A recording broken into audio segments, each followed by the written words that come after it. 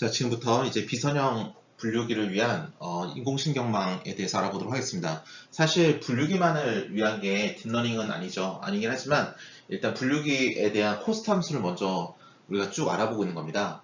코스트 함수라는 건 일단은 우리가 어떠한 파라미터 W와 B를 학습하는 과정에서 일단 일종의 나침반 같은 역할을 합니다. 어떠한 방향으로 우리가 모델을 학습시켜야 될 것인가. 최소사승법 같은 경우는 모델과 대문자 y라는 실제값과의 차이를 줄여가는 방향으로 학습을 해라 라는 일종의 이런 방향성을 제시해 줍니다. 그런데 이것을 만약에 우리가 일반적으로 하고 있는 옵티마이제이션을 오브젝티브 펑션으로 만들 수 있다면 그러면 그 오브젝티브 펑션의 옵티멀 솔루션을 달성하는 그러한 방향으로도 학습시킬 수 있겠죠. 이제 그런 걸 우리가 언제 배우냐면 이제 겐 할 때 배웁니다. 제너레이티브 네트워크 할 때 그때 이제 우리가 코스트 함수를 실제로 설계할 때 우리 옵티마이제이션 크라이테리아에 따라서 설계를 합니다. 그럼 분류기가 아니니까요. 그래서 그런 건 이제 그때 가서 배우면 되는 거고요. 일단 분류기 관점으로 먼저 내용을 파악하고 있는 겁니다. 그리고 지금 우리가 지금부터 해야 될 건 이제 뉴럴넷에 대한 건데요. 지금까지 우리는 선형의 분류기만을 배웠습니다. 그러니까 리니어 리그레션, 바이너리 클래시피케이션, 소프트맥스 클래시피케이션 이렇게 배웠는데 그것뿐만 아니라 이제 비선형 분류기도 이제 배움으로써 이제 성능이 어떻게 높아지는지를 보도록 하겠고요. 이것이 이제 여기서 이제 인공식물에서 나오는 개념이 좀 더 고도화되는 게 이제 딥러닝이다라고 생각하시면 되겠습니다. 그래서 우리가 이제 넌리니어 펑션에 대해서 이제 들어가게 되겠습니다. 넌리니어 펑션에 대해서 들어가게 됐고요. 리니어 펑션까지 이제 지난 시간까지 다 끝낸 게 되겠고요. 넌리니어 펑션은 처음으로 이제 뉴럴넷에 대해서 배우도록 하겠습니다. 자, 뉴럴넷은 일단 기본적으로 어떤 모양을 가지냐 하면 이러한 이제 인간의 기본적인 뉴런 구조들을 가지고 먼저 이제 차관이 되기 시작했습니다. 이러한 개념이 나와서 차관이 됨으로써 이제 사람들은 이제 인공지능에서 쓰는 인공신경망에 대한 이제 기본적인 개념을 먼저 얻게 되는 건데요. 사실 이게 뭐랄까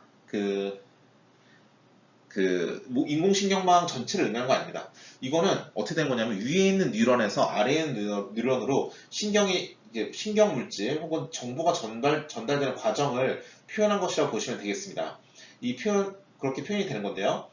보시면 위에서 아래로 정보를 하나를 전달하는 게 아니라 여러 개를 전달해요. 여러 개를 전달하는데 그 중에 일부는 증폭이 될 것이고요. 일부는 감쇄가 될 것이고요. 일부는 이제 사라지게 될 겁니다. 그 정보에 민감하지 않다면 그 정보를 이제 날려버리게 되겠죠. 그렇게 되는데 그래서 이 x라는 값으로서 이제 수학적 모델링을 하는 건데 x라는 값이 그냥 들어오는 게 아니라 가중치를 부여하죠. 1보다 큰 가중치를 부여하면 증폭을 시키는 것이고 0과 1 사이에 가중치를 부여하면 감쇄를 시키는 것이고 그 다음에 0을 곱해주면 그럼 이제 없애주는 겁니다. 그 다음 그들을 다 모은 다음에 다 더한 다음에 그들을 역치라는 기준을 넘지 못하는지를 판단합니다. 역치를 못 넘는다면 그런 정보가 전달되지 않은 거고요. 역치를 넘으면 정보가 전달된 거죠. 그 이제 오른쪽에 또 도식으로 보시면 이 지금과 같이 x를 다 입력받았을 때 w로 곱해서 가중치를 주고 그 가중치를 준 애를 가지고 이제 다 더한 다음에 얘를 바이너리 클래시피케이션을 위해서 시그모이드에 넣은 다음에 0.5를 통해서 나눠주면 0.5를 기준으로 나눠줘서 액티베이션, 활성화를 시킬지 아닐지를 정한다면 그 시그모이드를 액티베이션 함수로 부르고 그 다음에 활성화가 됐으면 1 아니면 0이다 라고 말을 해준 거기 때문에 저 스레시홀드는 0.5가 됩니다. 그리고 그거는 우리가 지금까지 배웠던 바이너리 클래시피케이션과 똑같아요. 왜냐하면 W랑 X를 다 곱해서 더해준다는 건 W와 X의 리니어 컨비네이션을 했다는 거니까요. 리니어 컨비네이션을 시그모이드에 집어넣어주고 그 결과를 0.5를 기준으로 액티베이션과 디액티베이션으로 자르기 때문에 그렇습니다. 그렇게 한 다음에 그 가운데 이제 히든 레이어들 쫙 끼워 넣은 게 이제 우리가 아는 뉴럴넷인데요. 사실 이거 앤드류 교수님 강의 노트나 다른 분들도 많이 참고하는 그림인데 보시면 알겠지만 저 인풋이라는 저 빨간색 글씨 약간 왼쪽으로 가 있죠. 그거는 왜 그러냐면 파란색 히든 레이어 1, 히든 레이어 2라는 글씨라든지 아웃풋 레이어라는 글씨는 다 정 가운데 있는데 인풋이라는 왜 약간 왼쪽에 있냐면 원래 저 빨간색 뒤에 인풋 레이어라고 있었거든요. 근데 제가 저거 하얀색 박스로 지운 건데 그게 왜냐면 사실 저거를 텐서플로우로 구현을 하면 지금 인풋은 지금 3000 벡터로 가로 벡터로 지금 들어오고 있는 겁니다. 3000 벡터 가로 벡터로 들어와서 히든 레이어의 4개의 동그라미에 그 3000 벡터가 이게 하나씩 이렇게 하나씩 이렇게 차례대로 들어가는 형태라고 보시면 되겠습니다. 여기서 하나씩 잠시만요. 이제 하나씩 들어가고 거기에 대해서 저 하나하나가 어떤 걸 수행하느냐? 리니어 컨비네이션과 바이어스를 더해주는. 그러니까 3차원이 들어갔으니까 W는 3/1을 곱해주고 바이어스 더해줘서 하나의 값이 나오고 시그모이드 씌워서 하나의 값을 출력하는 그런 연산을 하는 유닛들이에요. 그런 연산을 하는 유닛들인데 그러면 얘가 각각 하나의 값들을 출력할 테니까 시그모이드의 결과값으로 이제 4차원짜리 벡터로 나가고 또 그 4차원 벡터들이 여기 각각 또 들어가니까 또 이제 하나 값으로 나오니까 또 4차원 벡터로 들어가고 얘는 4/1으로 받는 겁니다. 뭐 이런 식으로 구성이 되는데 나중에 더 디테일해 보겠지만 저기 히든 레이어들을 이제 중간 딱 끼워놓는 거죠. 그래서 솔직히 저 인풋은 우리가 하고 있는 그런 리니어 컨비네이션, 그러니까 W를 곱하고 B를 더하고 액티베이션 함수를 씌운다라는 그런 연산을 하는 애는 아니에요. 저 인풋은 그냥 3개짜리 벡터가 플레이스홀더로 쉐이프 사이즈 넌 컴마 3으로 받아온 걸 뿐입니다. 그러니까 쟤는 어떠한 수학적인 연산도 하지 않고 그냥 인풋 벡터만 받아들이는 거라서 우리는 쟤를 가지고 뭐랄까 행렬 연산이나 그런 걸 하지 않으니까 쟤를 레이어로 부르지 않습니다. 우리는 지금까지 우리가 배웠던 리니어 펑션은 저 히든 레이어가 없을 때 저 빨간색 인풋을 녹색의 아웃풋 레이어로 바로 집어넣은 거예요. 생각해보세요. 저 아웃풋 레이어가 3개짜리 가로 벡터라면서요. 그럼 저 인풋 벡터가 3개짜리 가로 벡터라면서요. 그럼 저 아웃풋 레이어는 그 3개짜리 가로 벡터 받아서 3개짜리 세로 벡터 곱해주고 바이어스 더해주고 시그모이드 씌워주면 0 또는 1로 나가면 저 아웃풋 레이어겠네요. 그쵸? 그러니까 얘는 우리가 지금까지 히든 레이어를 없는 뉴럴넷을 만든 겁니다. 아시겠습니까? 그래서 그 지금까지의 모든 구조를 뉴럴넷처럼 해석을 할 수는 있습니다. 예. 그리고 제 개인적인 생각은 저 동그라미 하나하나를 뭐 뉴런이다 이렇게 표현하신 분들이 있는데 솔직히 여기까지 왔으면 이제 우리가 뉴럴넷이라고 이름을 붙인 건 전체 개념상 그렇게 붙인 거고 히든 레이어가 저기 끼어들어서 매트릭스 연산하기 시작하면 저게 인간의 신경세포 과정이라고 보기엔 좀 뭐하지 않습니까? 인풋이 들어와서 아웃풋으로 나가는 그 역치를 기준으로 하는 전달 과정을 모델링한 거기 때문에 저 히든 레이어에 있는 동그라미를 뉴런이라고 말하는 건 좀 약간 이상한 것 같고 그냥 유닛 정도로 해석하면 제일 좋을 것 같습니다. 자, 그런데 이거 맨 처음에 이러한 이제 뉴럴넷이 히든 레이어가 필요 없긴 하지만 바이너리 클래시피케이션에 기반으로 이렇게 나왔을 때 사람들이 어디다 써먹을지 생각해보니까 이게 1969년에 마빈 미스키 교수님의 퍼셉트라는 책부터 시작해서 이제 히든 레이어라는 개념이 나왔으니까 이제 그 전에는 어떻게 했느냐라고 본다면 이제 그때 뭐 컴퓨터 공학이나 뭐 그런 데 많이 시작된 지 얼마 안 됐으니까 배우는 과목이야 뭐 컴플렉시티, 뭐 랭귀지 디자인 뭐 이런 과목들이 있겠죠. 근데 그 중에서 이제 논리 회로 쪽에 보면 이제 AND나 OR 게이트를 설계하는 게 있는데, 자, AND 게이트를 보시면, AND라는 건 여러분이 논리 회로라는 수업을 안 드셨다 하더라도, 뭐, X, Y 두 개의 인풋인데, 모두 다 참이 아닌 이상 거짓이다니까, 0,0, 1,0, 그 다음 1,0, 0,1이라는 이 세 개의 점은 하얀색 점이고, 그 다음에 1,1 때만 까만색 점이라는 그 사실이 변하지 않죠? 그렇기 때문에, 근데 이런 거는 당연히 선으로 딱 나눌 수 있는 거예요, 이렇게. 그쵸? 자, 오화 게이트 같은 경우는 모두 다 거짓이 아니면 참이에요. 그러니까 얘만 모두 다 0이 모두 다 0일 때만 0이고 그 나머지는 다 참이에요. 그러면 얘는 이렇게 직선으로 이렇게 나눠주면 또 직선으로 나뉩니다. 직선으로 나뉜다는 건 뭐냐면 리니어한 클래시피케이션 가능하니까 히든 레이어라는 개념이 필요 없다는 거죠. 히든 레이어는 아까 당뇨병 환자 데이터 때 말씀드렸듯이 얘는 비선형 분류기에 또만 파워풀하게 동작하는 거고 비선형 분류가 아닐 때도 쓸 수 있긴 하지만 굳이 자원의 낭비를 하면서까지 히든 레이어를 만들 필요는 없는 겁니다. 그래서 지금처럼 엔드 게이트나 오화 게이트를 설계할 때는 보시다시피 평면으로 직선으로 나눌 수 있기 때문에 직선의 클래시피케이션이 가능하니까 우리가 히든 레이어라는 개념을 굳이 도입할 필요는 없었어요. 그런데 그 밑에 썼듯이 XO의 경우는 어떨까요? XO의 경우는 다음과 같습니다. 저건 아무리 직선으로 나눠도 0과 1을 100% 나눌 수가 없어요. 그렇기 때문에 이때부터 이제 1969년에 펄세트라는 책에서 이런 문제는 우리가 바이너리 클래시피케이션, 리니어 클래시피케이션을 할 수가 없다. 이거 어떻게 해야 되지? 라는 고민이 시작되는 겁니다. 그래서 보시면 사람들이 이제 이런 식으로 보면 어떻게 되는 거냐면 멀티레이어 퍼셉트라는 걸 개념을 가져왔는데요. 하나의 레이어가 있다는 건 뭐냐면 아웃풋 레이어 하나만 있다는 거예요. 우리 아까 그림에서 봤지만 아까 봤던 그림에서 히든 레이어 2개 있고 아웃풋 레이어 하나 있죠. 히든 레이어 있고 아웃풋 레이어 하나 있다는 건 뭐냐면 그 레이어가 3개 있는 거예요. 인풋은 레이어가 아니니까 히든 레이어 2개, 아웃풋 레이어 하나는 레이어가 3개입니다. 그러면 만약에 레이어가 100개 있다. 그러면 아웃풋 레이어 하나에 히든 레이어 99개 이렇게 생각하면 되는 거겠죠. 그럼 여기서 보시는 것처럼 좀 노란색 동그라미 친 것처럼 하나의 레이어가 있다라고 한다면 하나의 레이어라는 건 결국 아웃풋 레이어 무조건 하나 있는 거니까 아웃풋 레이어만 있는 겁니다. 그쵸? 아웃풋 레이어만 있고 히든 레이어가 없는 경우를 지금 우리는 여기에서 아웃풋 레이어만 있고 히든 레이어가 없는 경우를 여기에서 이제 리니어 퍼스트 레이어 멀티레이어 퍼스트라고 부르는 거고, 보시다시피 그냥 리니어한 클래시피케이션을 합니다. 그러면 우리 엑소와, 이게 지금 엑소와에 해당하는 건데요. 엑소와 문제를 완벽하게 풀 수가 없죠. 근데 세컨드 레이어 멀티레이어 퍼스트로 그 밑에를 보시면 세컨드 레이어란 건 레이어가 두 개 있다는 거니까 이 말인 즉슨 아웃풋 레이어 하나에 히든 레이어 하나 끼워준 거예요. 그러니까 우리가 가지는 리니어한 평면이 하나 더 생기는 거죠. 그럼 이렇게 되는 거니까 A와 B를 정확히 나눌 수 있습니다. 이거는 엑소와랑 똑같은 배치를 가지기 때문에 엑소와 문제를 풀었다라고 말할 수 있는 거예요. 그리고 보시면 알겠지만 되게 비선형적인 모양에서도 좀 더 정교하게 우리가 분류가 가능해집니다. 그럼 레이어가 더 많아지면 많아질수록 어떻게 할까요? 당연히 성능이 점점점 높아지겠죠. 그래서 사람들이 레이어를 많이 쌓을수록 좀 더 비선형성이 높아지고 따라 성능이 높아진다고 말합니다. 딥러닝은 어떤가요? 딥러닝은 히든 레이어를 딥하게 쌓는 게 딥러닝이죠. 비전 같은 경우는 20개도 얘기하고 50개도 얘기하지만 그렇게 20개 이상 쌓기 시작하면 굉장히 비선형성이 높아지겠죠.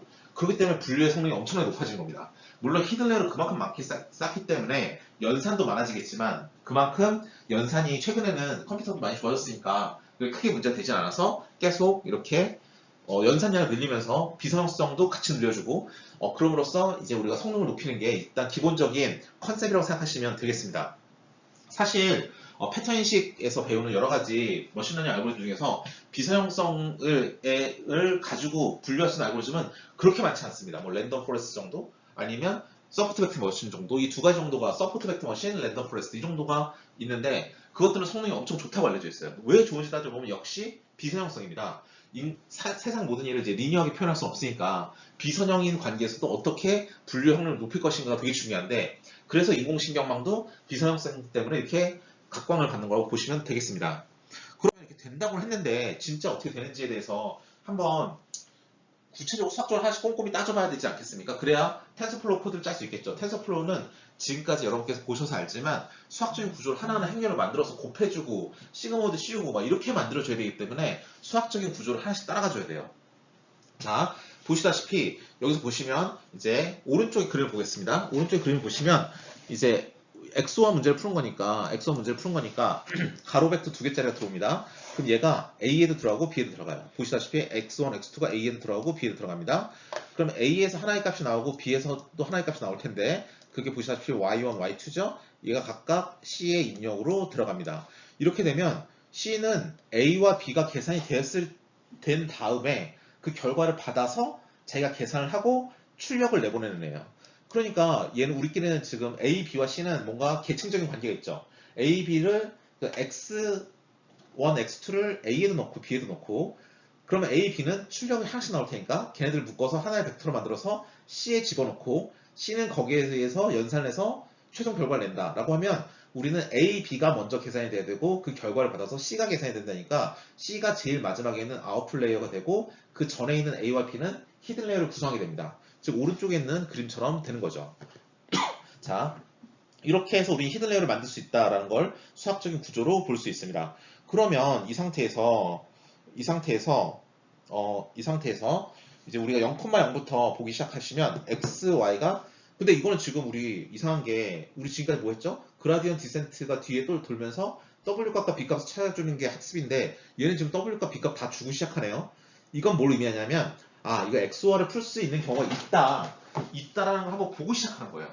야, XOR 풀 수 있는 경우가 있으니까 우리 이거 되는 거야 라는 걸 확신을 가진 다음에 문제를 풀기 시작하면 그 다음에 이제 코드를 짜면 여러분이 이거 히든 레이어를 만들면 우리가 비선형 분류가 가능하다는 걸 눈으로 확인했으니까 좀 이렇게 믿음이 생기겠죠. 그래서 이렇게 되는 경우를 가지고 우리가 예제를 한번 만들어서 보고 그걸 가지고 이제 꼼꼼하게 어떻게 구현했는지도 한번 살펴보자는 게 이제 이번 예제의 컨셉이 되겠습니다. 그래서 보시는 바와 같이 W값과 B값을 다 주고 시작하는 거예요. 거기서 처음에 케이스인 X1, X2가 모두 다 0인 경우부터 이제 보도록 하겠습니다. X1, X2가 모두 다 0이라면 처음에 그게 A로 들어가면 그 처음에서 보시다시피 W, 5와 5가 있으니까 5, 5를 곱해주고 근데 0 곱해주니까 0이랑 마찬가지고 마이너스 8을 더해주겠죠? 바이어스를 더해주겠죠? 그 다음에 이제 시그모이드 씌우는데 오른쪽에서 보시면 알지만 얘는 0.5를 기준으로 0.5보다 크면 1이고 아니면 0이지만 보시면 알겠지만 입력값이 양수면 0.5보다 커요. 입력값이 음수면 0.5보다 작습니다. 그러니까 내가 양수를 입력받으면 1이고 음수를 입력받으면 0이다 라고 생각하면 되고 음수를 입력받았으니까 얘는 0입니다. 그래서 y 서브 1은 0이다 라고 알 수 있고요. 그럼 유사한 형태로 두 번째 라인에 가서 x1, x2 0,0을 b에 집어넣으면 마이너스 7, 마이너스 7과 곱해지니까 그럼 0이 되고 더하기 3 하면 3 되고 시그모이드 집어넣으면 1이 됩니다. 그러면 y 서브 2는 1이 되고요. 그래서 c는 0,1을 입력받으니까 거기에 w 마이너스 1, 마이너스 11, 마이너스 11을 리니어 콤비네이션 해주니까 밑에 있는 마이너스 11만 살아남을 것이고 거기에 6을 더하면 마이너스 5가 될 것이고 시그모이드 씌우면 0이 될 겁니다. 따라서 최종 결과는 0이래요. XO와도 0이래요. 같죠? 이 경우는 되네요. 지금 하고 있는 거 굉장히 간단한 산수니까 여러분께서 직접 그 x1, x2가 0,1일 때와 1,0일 때와 1,1일 때 해보면 모든 경우에 대해서 우리의 계산 결과가 XO랑 동일하다는 걸 보실 수 있으십니다. 따라서 그렇지 중간에 히든 레이어를 하나 넣으니까 XO라 풀 수 있구나. 즉 비선형 분류가 가능해지는구나 라는 걸 이제 눈으로 확인할 수 있으시겠습니다. 그래서 이걸 다시 한번 써보면 다음과 같습니다. x1, x2가 저렇게 위아래로 썼지만 저 그림 때문에 저렇게 그린 거고 원래는 가로 벡터로 들어온 거죠. 그 가로 벡터가 x1, x2가 들어가서 가로 벡터로 들어가서 W랑 매트릭스 멀티플리케이션 바이어스 더하고 시그모드 씌워서 0 또는 1로 나오고 또 x1, x2가 두 번째로 들어가서 W랑 곱해주고 바이어스 씌워서 시그모드 씌워서 또 하나의 값이 나오고 그럼 얘는 가로로 두 개의 값이 나오니까 W랑 또 곱해주고 B랑 더해서 시그모드 씌우면 최종 결과가 나오는 이런 모델로 만들어주면 되는 겁니다. 그쵸? 그런데 볼까요? 그런데 지금의 경우는 뭐냐면 이제 그렇다면 이거를 두 개뿐만 아니라 개수를 왕창 늘릴 수 있는가 입니다. 개수를 왕창 늘릴 수 있는가. 즉 보시다시피 요거 밑에 거 요와 얘의 유닛의 개수를 두 개 더 늘렸어요. 사실은 더 많이 늘려서 일반적으로 지금 K개라고 빨간색 써놓긴 했습니다. 어쨌든 개수를 확 늘렸어요. 이렇게 늘려도 되는가 입니다. 제 결론은 됩니다입니다. 왜냐하면 지금 X가 지금 가로로 지금 두 개 사이즈로 들어왔지 않습니까? 가로로 이렇게 두 개 사이즈로 들어왔는데 그럼 각각은 세로 사이즈 두 개 사이즈로 받겠죠 이렇게. 그렇죠? 세로 사이즈 두 개짜리 받을 겁니다. 그러면 리니어 컨비네이션이 되고 바이어스 하나를 더해주고 거기다가 또 시그모이드 씌워주고 그러면 총 개수가 4개면 4개, K개면 K만큼 가로 벡터 나올 거예요. 그럼 이게 만약 K개였다. 그러면 얘도 K개만큼 세로 벡터 만들어서 리니어 컨비네이션 하나의 값 만들어주고 거기에 바이어스 더하고 시그모드 씌워서 하나의 값으로 나가면 됩니다. 즉 우리가 저 회색으로 박스를 치고 있는 X1, X2 그다음 맨 마지막에는 Y만 우리가 XO에서 결정해 준 거지 그 가운데 구조는 뭘 만든지 상관이 없어요. 그러니까 저런 방식으로 유인색 개수를 막 늘려도 되는 겁니다.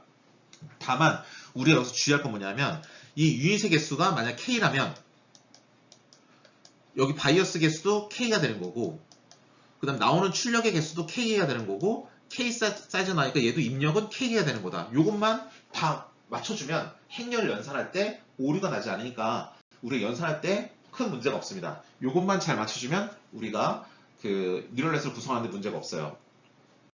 그래서 위에 같이 그리는 겁니다. 가로 벡터 두 개짜리 파란색 박스로 들어오면 세로 벡터 두 개짜리가 책꽂이에 책을 쌓듯이 쫙 쌓입니다. 물론 흡사 소프트맥스랑 똑같죠. K개가 있다고 그랬으니까 K개만큼 쌓이게 될 것이고요. 그럼 1/2 곱하기 2/K를 곱하니까 1/K개만큼 히든 레이어의 결과물이 나갈 것이고 그거를 이제 빨간색 박스에서 K/1을 곱해주면 하나의 값이 될 것이고 거기 바이어스 더하고 시그모이드 씌워서 마지막 최종 결과 하나의 값으로 나간다는 게 우리 아까 이전 장에서 말했던 걸 다시 한번 반복하는 결과가 되겠습니다. 그렇죠?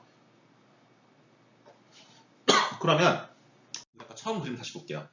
처음 그림은 말씀드렸지만 인풋은 저 3개 사이즈 가로 벡터예요. 그리고 아웃풋은 저 하나의 값입니다. 왜냐하면 저 동그라미 개수만큼 저 박스가 생기는 거니까요. 공간이 생기는 거니까.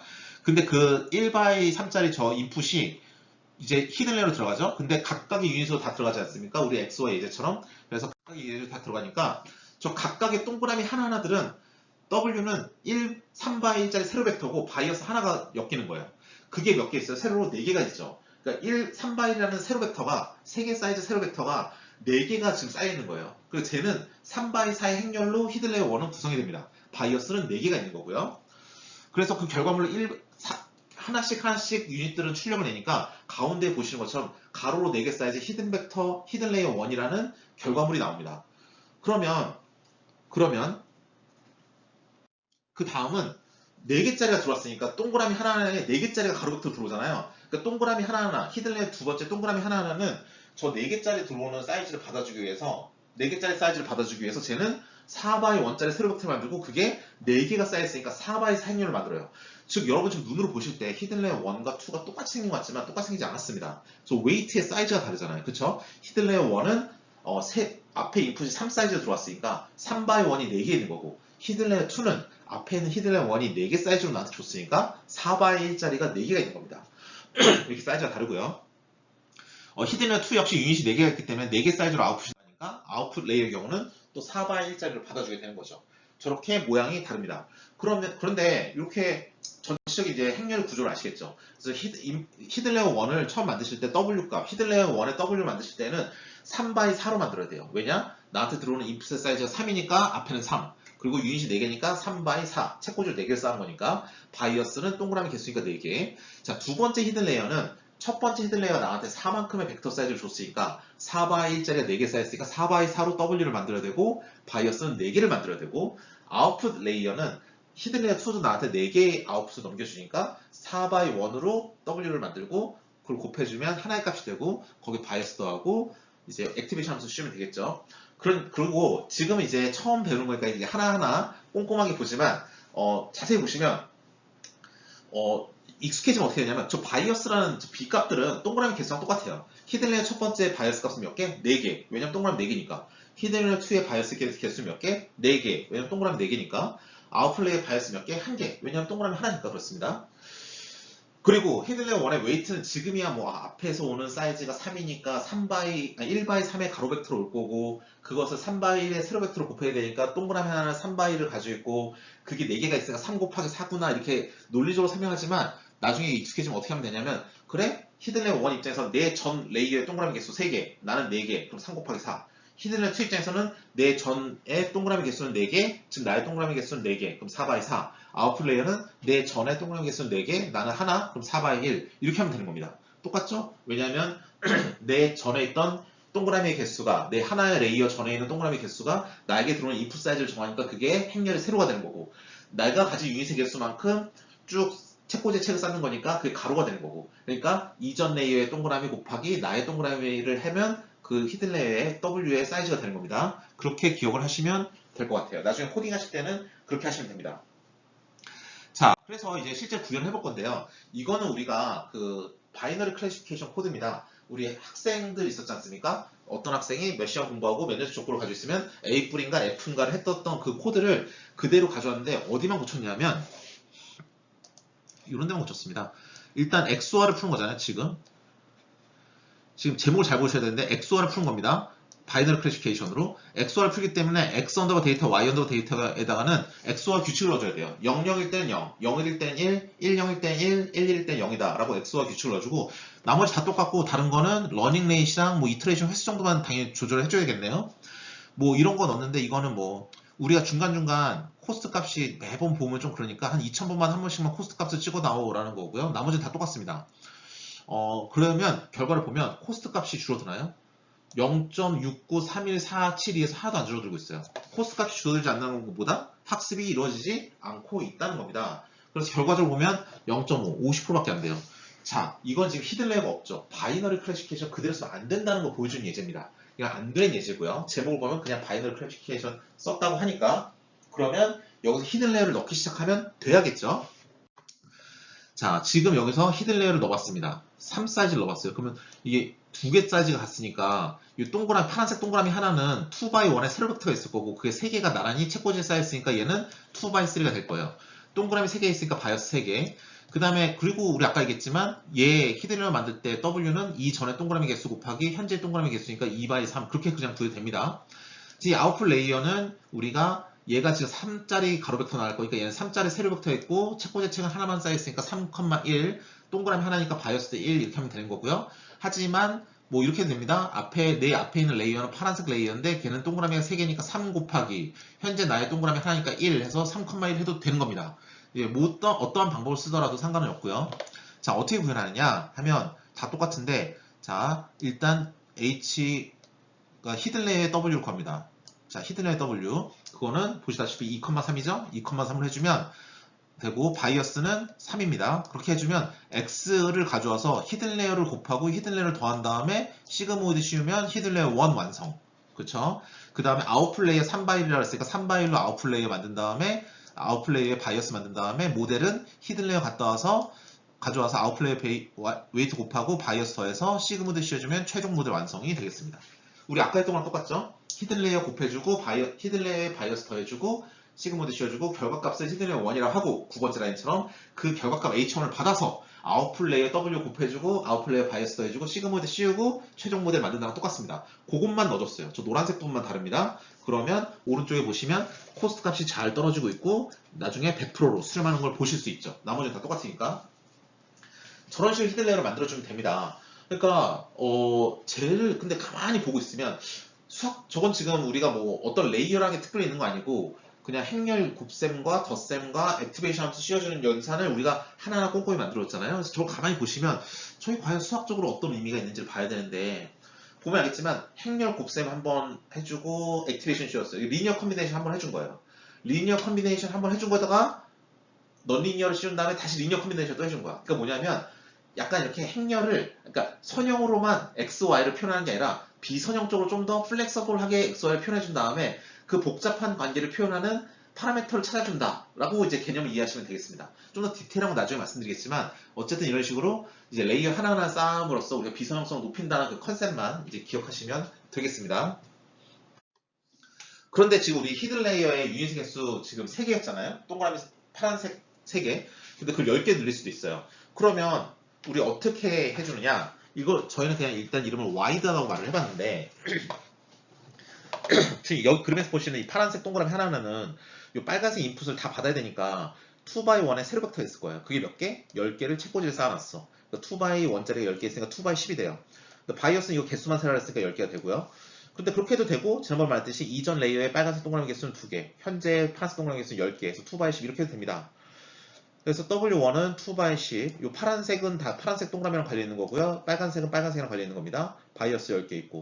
근데 이렇게 했기 때문에 얘는 나가는 출력 개수 10개예요. 그러니까 얘는 10개로 받아올 수밖에 없어. 근데 자기는 하나밖에 없으니까 10,1일 거고 바이어스는 1개가 되겠죠? 그래서 얘 10개인 이유는 이게 10이기 때문에 그렇습니다.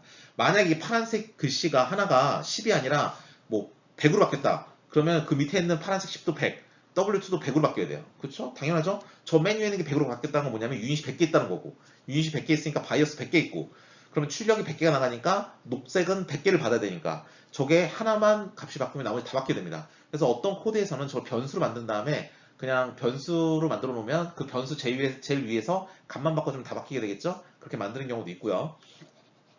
얘 10x1이니까 얘 1이고 바이어스 1개고 해서 히든 레이어 1 갖다 놓고 W2 곱하고 W2 더한 다음에 시그모드 씌우면 모델이 된다 만들 수도 있습니다. 그러면 이렇게 와이드하게 만들어주면 죄송합니다. 이 전장에 있었던 거는 3개 사이즈인데 지금 10개 사이즈죠. 그럼에 따라서 뭐가 달라질까요? 뭐가 달라지냐면 얘는 뭔가 좀 연산을 많이 하고 파라미터가 더 많아졌잖아요. 그러니까 뭔가 성능은 좋아져야 되는데 어떤 면으로 좋아지는가죠.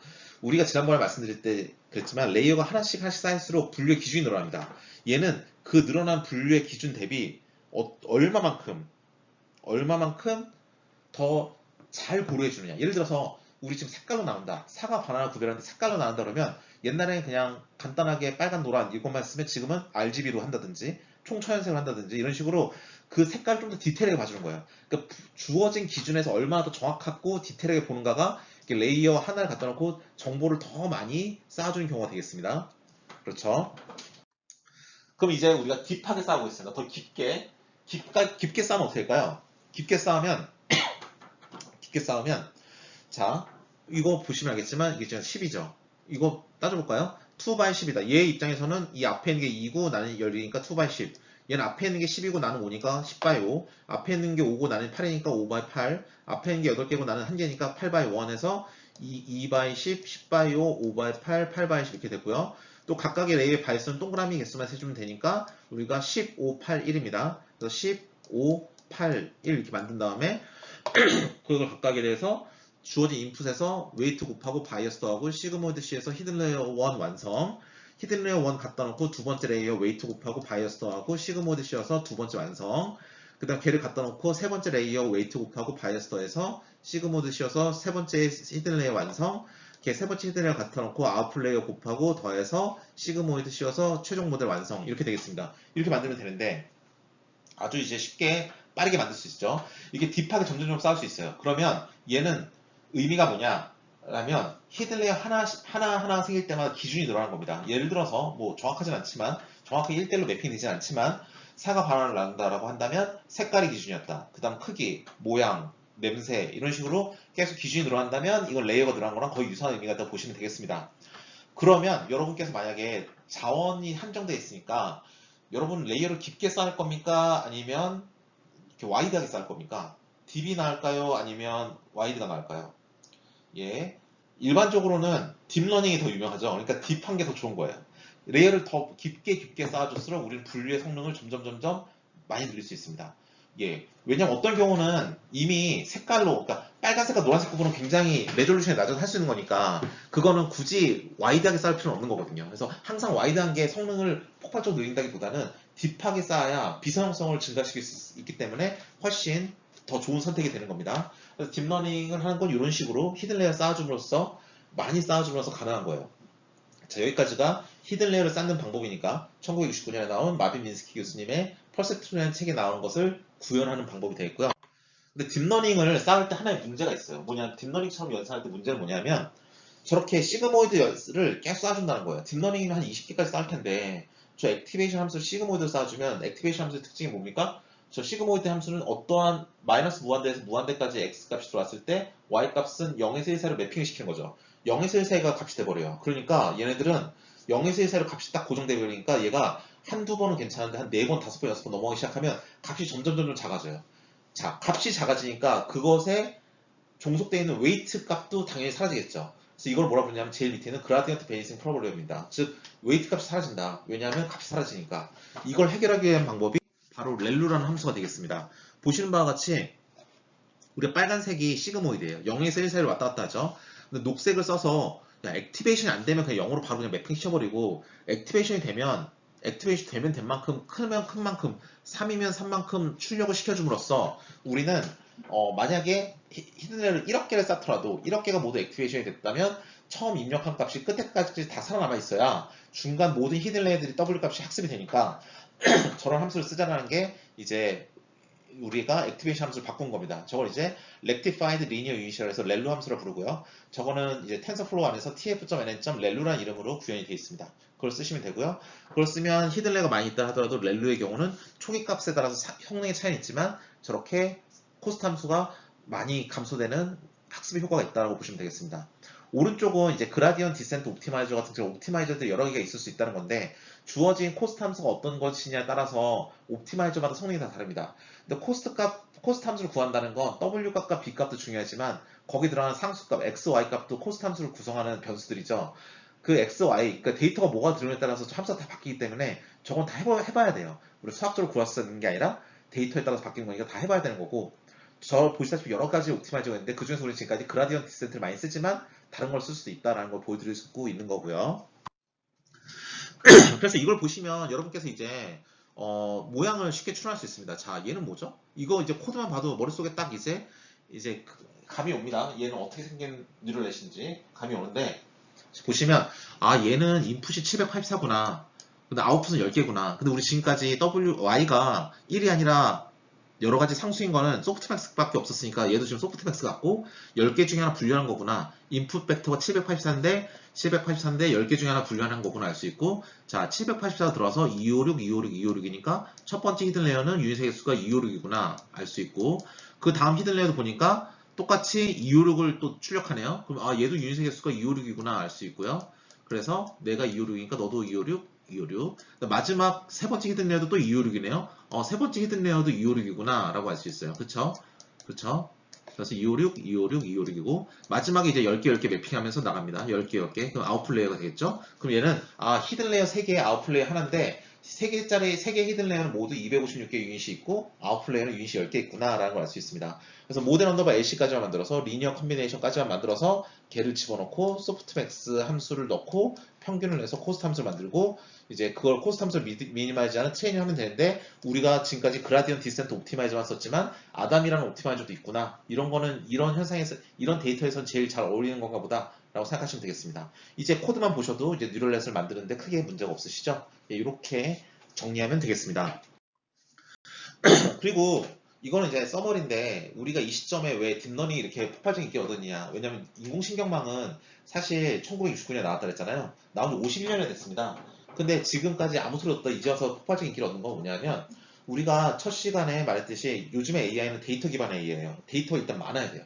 데이터가 많아야 되고 그 많은 데이터를 기반으로 해서 우리가 학습을 해야 되는데 예전에 그렇게 많은 데이터를 구하기도 힘들었고 그걸 학습시킬 컴퓨터의 컴퓨팅 능력도 좋지 않았습니다. 그래서 데이터가 모자랐다는 것과 하지만 지금 데이터가 굉장히 많이 잘 제공되고 있고 컴퓨터도 이제 GPU라는 하드웨어 자원을 쓰면서 이제 연산 가속화가 가능해지니까 저도 굉장히 중요한 부분이고요.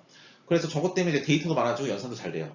이제 여기까지 해서 외부적인 이제 백업은 되는데 내부적으로는 어땠느냐? 그라디언트 베이싱 프로블럼이라고 있어서 우리가 레이어를 많이 쌓을 수 없었는데 이제는 딥러닝 할 수 있을 정도로 레이어를 많이 쌓을 수 있게 렐로라는 함수를 쓸 수 있게 됐다. 예전에는 시그모이드를 쓰니까 그라디언트가 중간에 사라지니까 많이 쌓고 싶어도 쌓을 수 없었는데 이제는 그걸 극복했다는 거고 그리고 보면 알겠지만 여러분 그 가로 벡터 하나 들어오면 유닛이랑 곱해져서 첫 번째 히든 레이어 들어왔다 봐요. 인풋이 들어왔어. 인풋으로 벡터가 들어왔어요. 그럼 첫 번째 히든의 유닛들이랑 각각 유닛에 각각 들어가면서 유닛만 하나의 출력이 나오죠. 그럼 걔네들을 하나의 1100차례의 벡터로 만든 게 히든 레이어 첫 번째 결과물이잖아요. 그게 두 번째 히든 레이어 넘어가잖아요. 그러니까 히든 레이어 하나하나의 결과물이 1000 벡터가 되기 때문에 처음에 입력을 2차원이든 3차원이든 받아도 얘가 다 1차원 매핑해버려서 차원이 1차원밖에 입력을 못 받는다는 아주 치명적인 한계가 있습니다. 뉴럴넷은. 근데 나중에 배우겠지만 이제 컨볼루셔널 뉴럴넷이라는 거 쓰면 다처럼 입력이 가능하니까 좀 의미가 있다. 그래서 요게 다 됐기 때문에 이제 딥러닝이 굉장히 요즘 폭발적인 인기가 있는 겁니다. 이렇게 생각하시면 되고요. 그럼 이제 구현을 해보도록 하겠습니다. 우리 아까 784 받아서 10개 중에 하나로 구현하는 코드를 맨 마지막에 봤잖아요. 히든레인 3개 있는 거. 그게 바로 이 엠리스트 데이터셋 분류 문제입니다. 이건 뭐냐면 엠리스트 데이터셋 같은 경우는 손글씨 분류기예요. 저런 가운데 504라 써있는 것처럼 저 손글씨 이미지를 텐서플로에서 제공을 합니다.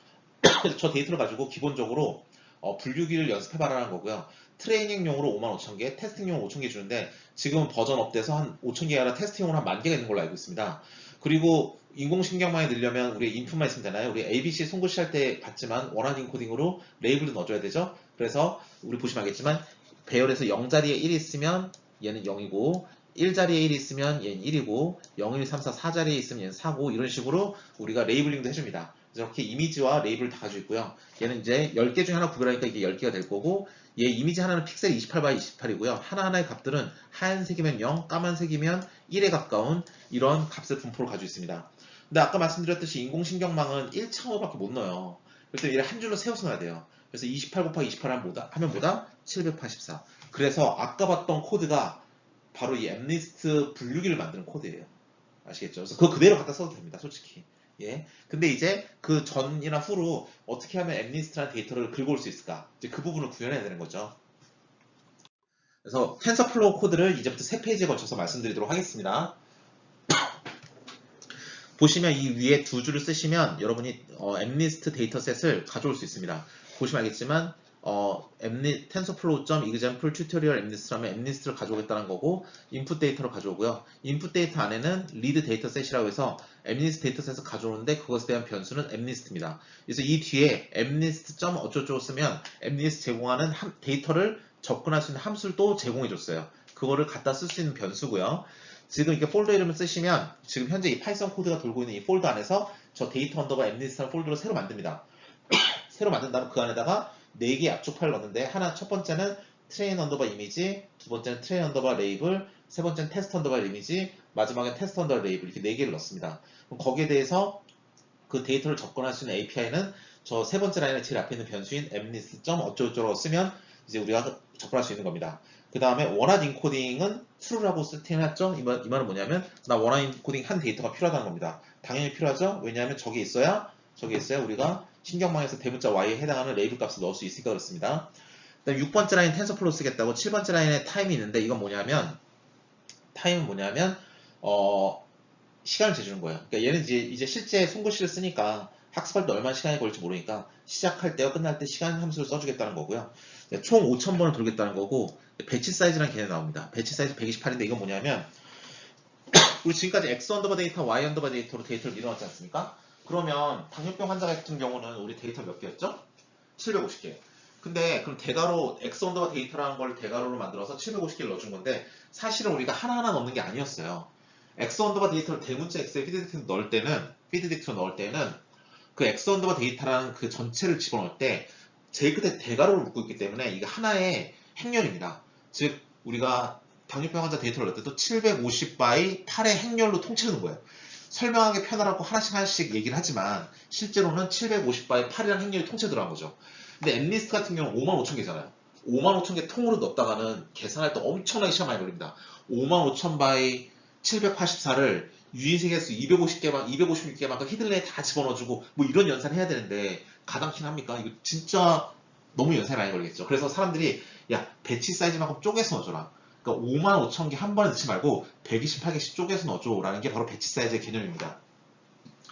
성능의 연한은 좀 있을 수 있습니다. 왜냐하면 행렬을 통으로 넣는 것보다는 글로벌 옵티멀이 아니니까. 하지만 뭐 데이터셋이 정말 잘 구성되어 있다면 뭐 배치 사이즈를 잘만 잡아주면 뭐 나름 성능의 열화를 최대한 막을 수도 있고요. 그리고 여기서 주의할 건 뭐냐면 8번째 라인, 9번째 라인을 보시면 128개씩 넣어서 5,000번이 돈다랬는데 그러면 128에서 2를 나누고 5,000에다 2를 곱하면 64 곱하기 많이 이게 64만 총 64만 개 데이터를 학습한다는 소리예요. 근데 우리 트레이닝 데이터 55,000개밖에 없었는데 어떻게 64만 개나 끌었었느냐 이게 좀 궁금할 수도 있습니다. 자, 128개씩 5,000개를 넣으면 총 64만 개의 데이터가 필요한데 그런데 왜 우리는 55,000개밖에 없다. 그럼 어떻게 할 것이냐? 이거는 썼던 데이터를 다시 씁니다. 즉 55,000개 데이터를 처음부터 다 학습을 시킨 다음에 나중에 처음으로 돌아가서 썼던 데이터를 다시 다 가져 학습해요. 근데 이렇게 해도 되나요? 썼던 것도 학습할 때 또 써도 될까요? 이거는 좀 문제가 있는 부분인데 사실 엠리스트는 괜찮아요. 왜냐하면 이게 가능한 경우는 다른 것 같습니다. 자, 데이터를 많이 가지고 있어요. 그래서 이거랑 똑같아요. 제가 고등학교 1학년인데 고3 문제집을 봐요. 그럼 하도 모르겠죠? 고등학교 2학년이 됐는데 고3 문제집을 다시 봐요. 똑같은 걸. 조금 알듯말듯하지만 여전히 모르겠죠? 고3이 되면 그 고3 문제집을 풀 수 있겠죠? 이건 뭐냐면 제가 데이터를 계속 똑같은 걸 보고 있지만 제 수준이 높아지면 이제 거기에 따라서 받아들이는 게 다른 거예요. 즉 우리가 55,000개 데이터를 가지고 쫙 끝까지 학습이 끝났으면 저 코스트 함수를 쫙 낮췄을 겁니다. 코스트 함수가 낮췄다는 건 뭐냐면 수준이 높아졌다는 소리죠. 그런 상태에서 똑같은 데이터 다시 받았을 때 받는 임플리케이션이 다르기 때문에 이거는 괜찮습니다. 그런데 그러려면 조건이 뭐냐면 데이터가 충분히 많아야 돼요. 코스트 함수가 충분히 감소할 정도로 데이터가 많아야 되고 두 번째 데이터 분포가 좋아야 되고 데이터가 정말 잘 정제되어 있어야 된다는 그런 조건이 있습니다. 그것만 만족시켜주면 우리가 데이터를 반복해서 써면서 이렇게 학습하는 게 가능합니다. 10, 11, 12번째 라인에 히든레어 개수 256, 256, 256을 맞추셨고요. 근데 솔직히 이렇게 안 하고 아까 봤던 그 코드처럼 짜도 되니까. 근데 이거는 우리가 이미 알고 있듯이 하나만 고치면 세 군데 다 고쳐야 되니까 우리가 그거를 변수 하나로 우리가 만들 수 있다라고 옛날에 말씀드린 적 있죠? 이제 그걸 실제로 구현하기 위해서 이렇게 쓴 거고요. 대문자 X, 대문자 Y는 이제 우리 뉴럴넷의 인풋, 아웃풋을 맞춰주는 건데 인풋은 784, 아웃풋은 10개니까 저 784, 10개로 저렇게 맞춰주면 되겠습니다. 그럼 자, 이제 함수를 만드는데요. 이제 멀티레어 퍼셉트론, 즉 이제 인공신경망 함수를 리니어 컨비네이션 한 것까지만 출력하는 이제 함수를 만드는 겁니다. 왜 리니어 컨비네이션까지만 출력하냐 하면 나중에 저거 소프트맥스 넣을 거 아닙니까? 어차피 아라비아 숫자 0부터 9까지 구별한 손글씨 분류기니까 그렇기 때문에 우리가 소프트맥스 코스트 함수 써야 되니까 리니어 컨비네이션까지만 만들어주는 겁니다. 그러면 얘가 이게 바로 텐서플로우에서 파이썬에서 함수를 만드는 방법인데 보신 바와 같이 우리가 DEF를 쓰면 함수를 만드는 것이고 리턴 값 이렇게 쓰면 되고요. 이건 함수 이름이 되겠고 대문자 X를 받아와서 우리가 W에 히든레어 1이라는 이런 태그가 붙은 애를 찾아갑니다. 그럼 쟤는 뭐냐면 W를 정해줘야 되는데 원래 아까 배웠던 것처럼 하면 돼요. 이 W1은 뭐 TF 베리어블 뭐 이거 그대로 쓴 다음에 나의 히든레어 첫 번째 내 이전의 레이어의 유닛의 개수 그러니까 784 되는 거고 자기 자신의 유닛의 개수 그 다음 쓰고 두 번째 히든레어는 내 이전의 레이어의 유닛의 개수니까 히든레어 1, 2, 그 다음은 2, 3, 그 다음 3 한 다음에 아웃풋 레이어는 자기 자신 거 10개까지 이렇게 만들어주면 되는 거고 바이어스야 뭐 레이어마다 그 레이어의 동그라미 개수만 세면 되니까 이렇게 쓰면 되는 거고요. 그래서 18번째 라인처럼 히든레이어 첫 번째 W 값을 그 이미지에다가 곱해주고 바이어스 더해주고 tf.n.렐로 씌워서 첫 번째 히든레이어 완성. 그 첫 번째 히든레이어를 그대로 받아와서 두 번째 히든레이어 웨이트과 바이어스 더해주고 렐로 씌워서 두 번째 히든레이어 완성. 그 두 번째 히든 레이어 받아서 세 번째 히든 레이어 웨이트 곱하고 바이어스 더한 다음에 렐로 씌워서 세 번째 히든 레이어 완성. 그 세 번째 히든 레이어에다가 아웃풋 레이어 W 곱하고 바이어스 더한 다음에 그걸 출력해 주시면 되겠죠? 왜냐하면 액티베이션 함수 필요 없는 이유는 어차피 이 뒤에 가면 tf.n.softmax 크로스 엔트로피 위드 로지스 버전 2라는 코스트 함수를 쓸 거니까 거기에 넣어줄 거니까 우리가 tf.n.softmax까지 쓰지 않고 여기서 리니어 컨비네이션 상태로 출력하면 되는 겁니다. 그래서 저 빨간색 박스가 우리 항상 만들던 모델 LC, 모델 언더바 LC가 되는 거예요. 보시면 알겠지만 저기 대문자 X를 써놨죠. 37번째 라인에 MLP 언더바 LC에다가 지금 만든 함수에다가 대문자 X를 넣어요. 대문자 X는 첫 번째 페이지 마지막에 선보였지만 플레이스홀더로 그냥 이미지를 받아오는 거예요. 이미지 받아오면 그 이미지 그냥 넣는 거죠. 그 함수에다가 함수에 넣으면 연산을 해서 리니어 컨비네이션까지 만든 게 모델이고 38번째 라인은 거기다가 tf.n.softmax를 씌운 최종 모델이고 39번째 라인은 우리가 지난번에 만들었던 그 코스트 함수 그대로 가져오면 되는 거고 그 다음에 40번째 라인은 아담 옵티마이즈라는 거 써서 러닝 레이 0.01로 트레인 함수 만들면 되는 거고 요 빨간색 박스 친 건 아주 그냥 트리비얼합니다. 이미 다 아는 거고요. 자 43번째 라인은 나중에 정확도를 재는 거예요. 뭐냐면 트레인 데이터들 5만 5천 개 가지고 우리가 64만 번의 횟수로 학습을 다 끝냈으면 나중에 테스트 데이터 10,000개 집어넣으면서 도대체 몇 개나 맞췄는지 알아맞추는 게 바로 애큐리시가 되겠습니다. 그 애큐리시를 계산할 때 나중에 쓸 거예요. 저건 언제 쓰느냐? 57번째 라인에 씁니다. 그러니까 저 57번째 라인 설명하도록 하고요. 그럼 46번째 라인에서 세션이 도는데 이 세션의 사연이는 뭐냐면 저 트레인, 40번째 트레인을 계속 부르면서 대문자 X에다가는 트레인 데이터를 밀어넣어주고 대문자 Y에다가는 테스트 데이터를 밀어넣어주는 게 얘가 하는 일입니다. 세션이 돌면서 자 우리 지금 우리가 엠리스트 데이터를 어떻게 가져오는지가 지금 제일 핵심 부분이기 때문에 그걸 제외한 나머지는 형광펜으로 칠할게요. 그럼 나중에 형광펜 안 칠한 부분만 보면 되겠죠? 형광펜 진한 색으로 한번 없애버립시다. 이걸로 없애버리자. 자, 세션 다 아는 거죠? 세션 돌아야 되는 거 다 아는 사실. 세션 초기 하신 거 다 아는 사실. 시작할 때 시간 재고 끝날 때 시간 재서 그 두 개의 시간을 차를 구하면 된다고 다 아는 사실. 그리고 5,000번 도는데 이 데이터가 어마무시하게 헤비한지 아닌지 알 방법이 없으니 우리가 500번마다 한 번씩은 살아있다는 생존 메시지 찍어준 게 53번째 라인이에요. 포문이 보면 알겠지만 1부터 시작해서 5001까지 도는데 우리가 500번마다 한 번씩은 스텝을 찍어주자라는 거니까 요 53번째 라인, 54번째 라인도 필요 없어요. 그 다음 50번째 라인 뭐죠? 폼은 5,000번 돈다는 거죠? 뭐 그렇다고 봅시다. 그럼 나머지 이 가운데 있는 51, 52번째 라인이 5,000번이 돌면서 엠리스트 데이터를 끄집어 오는 애들이에요. 저 부분이 핵심이겠네. 그쵸?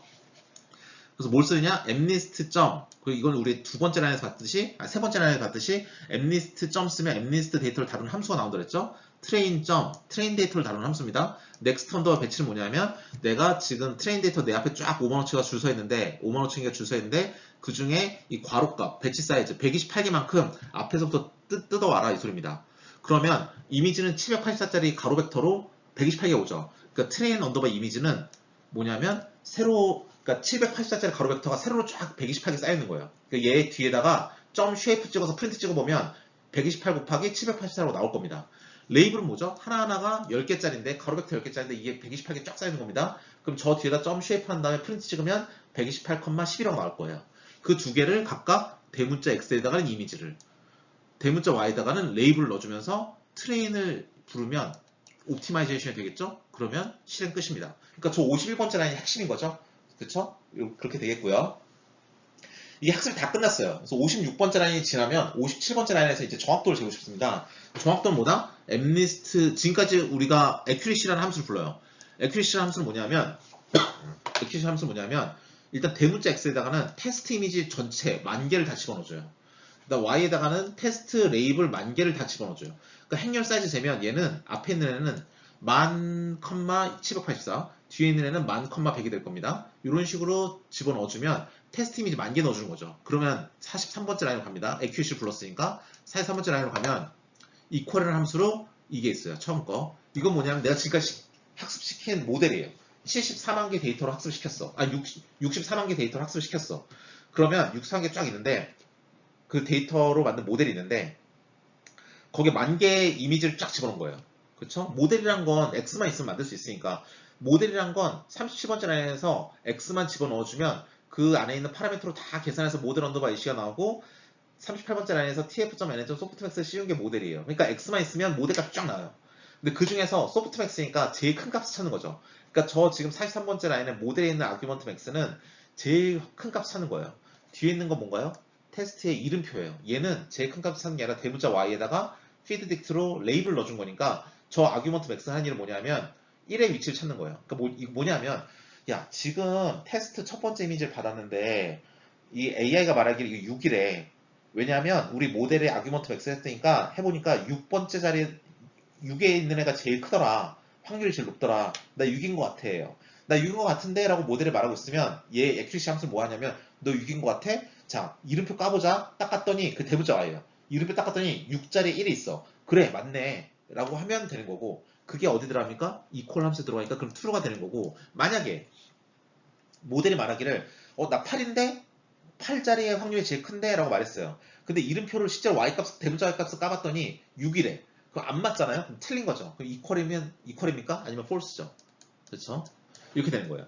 즉 앞에 있는 모델에 붙어있는 아규먼트 맥스는 제일 큰 확률값을 찾는 아규먼트 맥스고 뒤에 있는 대문자 y에 걸려있는 아규먼트 맥스는 대문자 y는 어차피 레이블이 들어올 거니까 57번째 라인에 의해서 그 레이블 값은 0과 1을 돼 있는 벡터니까 1의 위치를 찾는 거예요. 그래서 그 두 개 같으면 이름표와 예측값이 같으니까 우리는 true, 다르면 false 해주고 걔네들 캐스트에 넣어주면 true는 1이 되고 false는 0이 되고 걔네들 평균을 내주면 1이 다 맞았으면 1.0 그래서 100% 반만 맞았으면 0.5 그래서 0.5% 이렇게 되는 겁니다. 아시겠죠? 그래서 오른쪽에 까만색이 보면 우분투에서 실행시킨 결과인데요. 우리 500번마다 한 번씩 생존 메시지 찍었다 했으니까 이게 쭉 나오는 거고 총 트레이닝 시간은 14.89초 15초 걸렸고 한 95.8%로 정확도가 있습니다. 이 정도면 대단한 거죠. 아주 만족스럽습니다. 근데 여러분 이거 히든 레이어 다 없애잖아요? 그냥 이거 히든 레이어 다 없애고 아까 그 함수에서 이미지 그냥 받아와서 아웃풋 레이어로 바로 보내주고 중간에 히든 레이어 1, 2, 3 다 주석 처리하고 그렇게 해서 소프트맥스만 하잖아요. 그럼 이거 한 91%, 92% 나옵니다. 예, 그렇기 때문에 이거는 엠리스 데이터가 워낙 좋은 거예요.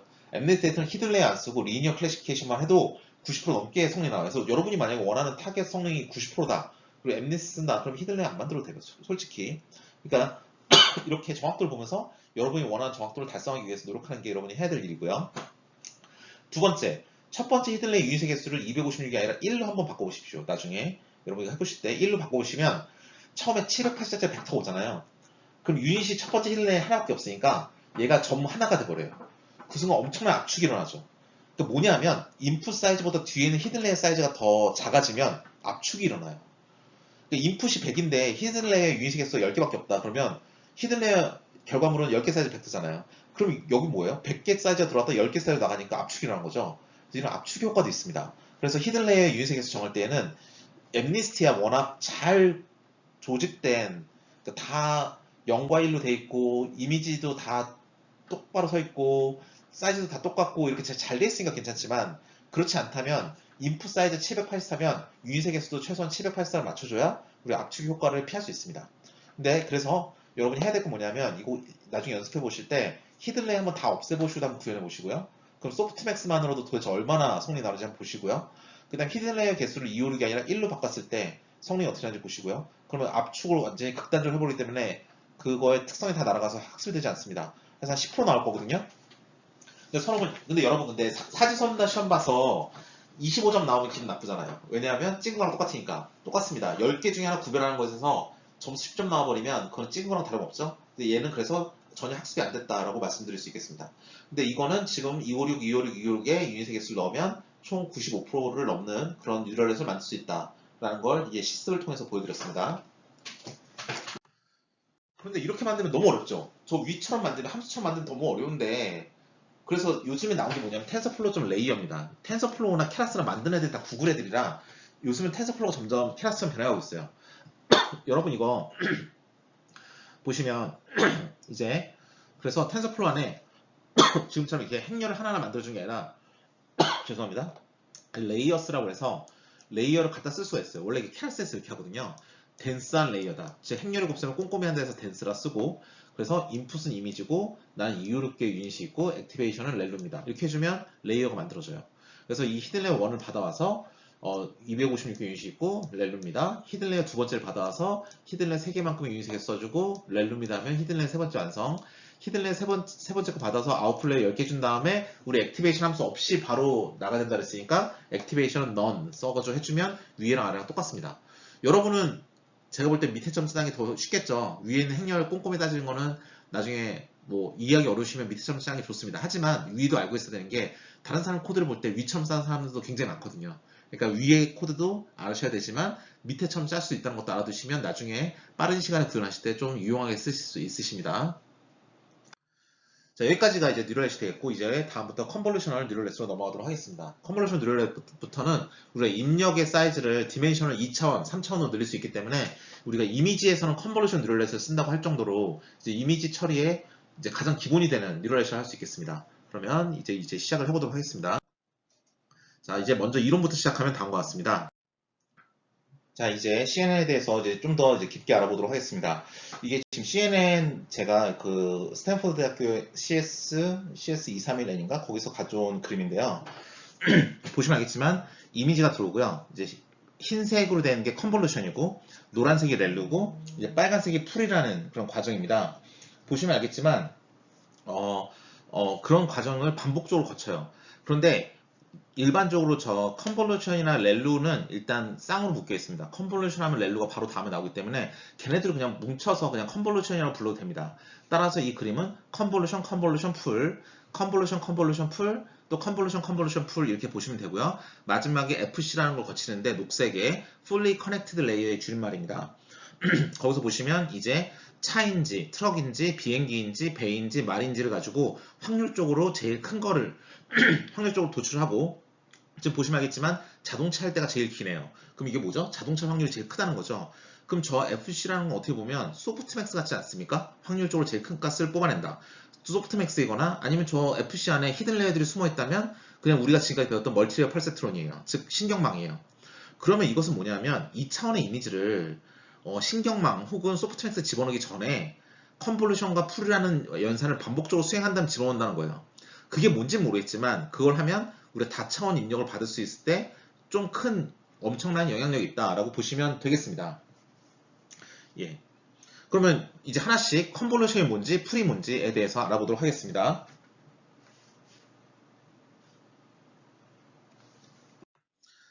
예, 컨볼루션 연산은 다음과 같이 합니다. 그 뒤에 있는 저 파란색이 녹색이 이제 하나의 이미지라고 보시고 빨간색이 필터입니다.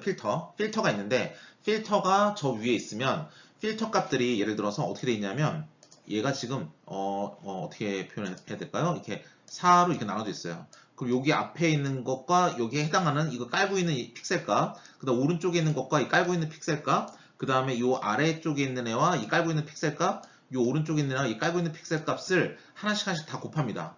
픽셀 값, 필터 값은 나중에 학습을 해서 구해야 되는 값이기 때문에 W라고 치고요. W라 치고 뒤에 있는 깔려있는 X는 픽셀 값이니까 상수죠. 그럼 W랑 X가 각각 엘러먼트 와이즈로 즉 W는 자기가 깔고 있는 X 값 W가 지금 4개가 있는데 저 예제에서는 그 4개의 W 값이 자기가 지금 깔고 있는 X 값들과 각각 다 곱해주고 걔네들 다 더해서 이렇게 한 점을 만드는 겁니다. 그러니까 일종의 WX1 더하기 W1X1 더하기 W2X2 더하기 W3X3 더하기 W4X4 즉 W와 X의 리니어 컨비네이션과 같은 거죠. 그래서 얘네들 다 더해서 이게 바로 필터의 첫 번째 값과 그게 깔고 있는 픽셀 값, 두 번째 필터 값과 거기 깔고 있는 픽셀 값, 기타 등등 이게 4면 네 번째 필터 값과 네 번째 픽셀 값을 곱한 다음에 이거 B를 그냥 0이라고 친다면 그냥 리니어 컨비네이션 한 거랑 다를 바가 없습니다. 그런 다음에 우리가 항상 뭐라 했죠? 컨볼루션 다음에 렐루가 나온다 그랬죠. 그래서 액티베이션 함수를 씌우는 거예요. 즉 우리가 지금까지 배웠던 인공신경망이 됐던 지금 하는 CNN이 됐던 항상 하는 건 뭐냐면 리니어 컨비네이션 플러스 액티베이션 함수를 씌우는 겁니다. 이게 바로 딥러닝 연산의 가장 기본이 되는 하나의 유닛이라고 보시면 되고요. 이게 끝이냐 하면 그 필터라는 애가 그 이미지를 다 돌아다닙니다. 다 돌아다니면 보시는 것처럼 여기에 보시는 것처럼 이제 하나의 이렇게 그 한 점에 모임이 생깁니다. 그 한 점을 다 모아주면 저렇게 평면이 생기는 겁니다. 저걸 액티베이션 맵 혹은 피처 맵이라고 부릅니다. 이게 첫 번째 필터를 적용했을 때고요. 두 번째 필터, 세 번째 필터에서 총 6개의 필터 모든 필터를 하나씩 돌아가면서 적용했을 때 그걸 다 모아놓은 게 이 액티베이션 맵의 집합이 되겠습니다. 즉 필터를 하나만 쓰는 게 아니에요. 여러 번 쓰는 거죠. 이렇게 적용을 해주는 거고 여기에 액티베이션 함수까지 씌워주니까 액티베이션 맵이라고 부르고 혹은 이러한 연산 과정이 우리는 무슨 과정이죠? 피처를 뽑아내기 위한 과정이죠. 그래서 피처 맵 이렇게 부르기도 합니다. 그래서 액티베이션 맵 혹은 피처 맵이다 부른다 라고 알아두시면 되겠습니다. 그리고 또 뭐가 있냐면 보시는 것처럼 이제 우리가 저런 이미지를 보면 이미지 사이즈는 지금 7x7이지 않습니까? 그럼 여기서 엘리먼트 와이즈로 W1, X1, W2, X2 다 이렇게 곱하면서 제일 마지막 W9 곱하기 X9까지 한 다음에 하나의 점을 구하면 점이 이 하나의 점을 구하겠죠? 그러면 그게 쭉 하나씩 옆으로 쭉 가면서 필터가 다 훑고 지나가면 이 끝까지 가겠죠. 그럼 총 5개가 계산될 거고 밑으로도 5개 해서 총 액티베이션 맵의 사이즈는 5x5가 될 겁니다. 5x5가 되는데 이렇게 하면 솔직히 이미지 사이즈가 야금야금 작아지는 건 어쩔 수가 없습니다. 그쵸? 그런데 이거 만약 비디오에서 이걸 해본다 그러세요. 그럼 옛날에 아주 옛날 프레임이라 하더라도 1080p 프레임 이런 거보다 하더라도 요즘 뭐 8K, 4K 나오니까 그렇지 않지만 옛날에 1K 1080p 프레임만 생각한다 할지라도 세로로는 1080개 픽셀이 있고 가로로는 1920개 픽셀이 있습니다. 곱하면 200만 개 픽셀이 있거든요. 그걸 저렇게 하나씩 꼼꼼히 필터 연산한다고 해보세요. 그런데 비디오는 초당 30개 프레임이 들어오거든요. 그러니까 30분의 1초마다 한 번씩 이 필터 연산을 다 해서 액티베이션 맵을 만들어야 돼요. 필터 여러 개 써가면서. 말이 안 되죠? 너무 많은 시간이 걸립니다. 따라서 사람들이 어떻게 생각하냐면 하나하나 다 꼼꼼한 가는 것도 좋지만 하나 걸로 하나씩 가게 좀 어프록시메이션 하는 것도 생각하고 있습니다. 그걸 뭐라 부르냐면 스트라이드가 부릅니다. 스트라이드. 즉 얘는 뭐냐면 야 이게 하나하나 꼼꼼히 다 하면 어느 세월에 다 하냐. 이게 만약에 너무 오버헤드 크면 요거 하나 하고 하나 걸러서 요거 하고 하나 걸러서 요거 하고 하면은 총 이렇게 점이 세로로 3개 가로로 3개만 생기니까 3x3이 되겠죠? 결과적으로 9개 사이즈의 이제 액티베이션 맵이 나옵니다. 즉 스트라이드가 1일 때에는 하나씩 꼼꼼하게 하니까 조금밖에 사이즈가 안 줄어들겠지만 스트라이드가 2가 되면 거의 절반 이상 줄어들게 될 것이고요. 3이 되면 3분의 1 대략 이렇게 줄어들게 될 것이고요. 근데 그건 한쪽 사이즈에 의한 3분의 1이니까 이미지 전체로 하면 3분의 1 곱하기 3분의 1, 즉 9분의 1만큼 사이즈가 줄어들게 될 겁니다. 즉 이것처럼 스트라이드는 우리가 가속화시키는 효과는 있지만 스트라이드가 크게 되면 정보를 많이 잃을 수도 있다는 걸 말씀드립니다. 그리고 어떤 사람은 저렇게 사이즈가 야금야금 작아지는 게 마음에 안 들면 우리가 뭘 한다? 패딩이라는 걸 해줍니다. 그건 뭐냐면 그 필터 연산하기 전에 0으로 한번 둘러싸주는 거예요. 그러면 살짝 이미지를 키웠죠? 여기서 그럼 필터 사이즈를 하면 우리가 가운데 값이 여기 나오게 되니까 결국 쭉 가게 되면 여기까지 가니까 사이즈는 줄어들지 않죠. 이걸 노리는 게 바로 패딩이 되겠습니다. 그리고 패딩은 다 0으로 해주기 때문에 W 값이 0으로 곱해서 어차피 사라지는 거라서 크게 뭐 우리 눈에 보이는 왜곡 현상도 있지 않습니다. 그래서 패딩이라는 걸 해주면 사이즈를 보존해 줄 수 있다. 이렇게 기억하시면 되겠습니다. 별 어려운 개념 아니죠. 그래서 우리는 컨볼루션 어떻게 하는지를 이제 다 배웠어요. 그 다음에 렐루 함수도 뒤에 하나씩 씌우기 때문에 결국엔 리니어 컨비네이션 플러스 액티베이션이라는 기본 원칙은 무너지지 않았습니다. 이것까지 다 아는 거예요. 완전 쉽죠. 예. 그럼 이제 풀이라는 건 뭐냐? 풀이라는 건 뭐냐면 보세요. 총 개수는 64개로 똑같습니다. 그런데 이미지 사이즈 어떻게 됐어요? 224x224에서 112x112로 줄었죠. 즉 가로반 세로반으로 바꿔줬어요. 이건 왜 그러냐면 우리 컨볼루션을 하면 이미지 그 원본 이미지와 얼추 비슷한 액티베이션 맵들이 필터의 개수만큼 나타납니다. 그럼 한 레이어 한 레이어 진행할 때마다 그 사이즈가 폭발적으로 늘어나겠죠. 그러니까 이건 살짝 압축을 해주는 과정입니다. 너무 사이즈가 오버헤드가 크게 늘어나니까. 그런데 이거는 그러면 어떻게 나눠주냐면 오른쪽에 보시는 것처럼 이미지에서는 맥스 풀링이라는 기법을 사용합니다. 즉 뭐냐면 반으로 이제 압축해줘야 되니까 제일 큰 값 6, 제일 큰 값 7, 3, 4 해서 6384로 7이 아니라 8이 제일 크네요. 6384로 이렇게 만들어주는 게 맥스 풀링입니다. 사실 이거 꼭 맥스 풀링을 써야 되느냐 그건 아닙니다. 근데 이미지 같은 경우에는 제일 큰 값을 가져가야 우리 눈에 제일 튀게 잘 보이니까 그렇고요. 만약에 거꾸로 생각해서 미니멈 풀링 한다 그러면 저 분홍색은 1이 나올 거고 연두색은 2가 나올 거고 노란색은 1이 나올 거고 파란색은 0이 나올 거예요. 그럼 1, 2, 1, 0이면 값이 점점점 다 뭉개져서 사라지기 시작하죠. 그러니까 민 풀링은 별로 의미가 없는 거죠. 그러니까 역으로 죄송합니다. 맥스 풀링을 해야 우리 눈에 보이는 제일 그 특징 있는 값들만 살아남는다라고 보시면 되겠습니다. 그래서 일반적으로 맥스 풀링을 많이 쓰긴 하지만 꼭 맥스 풀링만 있는 건 아니다라고 보시면 되겠습니다. 자, 이게 바로 그래서 다 끝났어요. 그러면 이제 의아하죠. 이게 어떻게 하면 왜 2차원의 입력을 받을 수 있다고 말을 하는가입니다.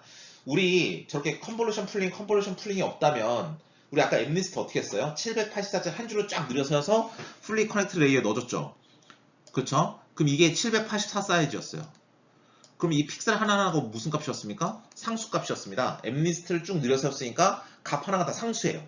근데 지금은 어떤지 한번 보세요. 지금 어떠냐면 보세요.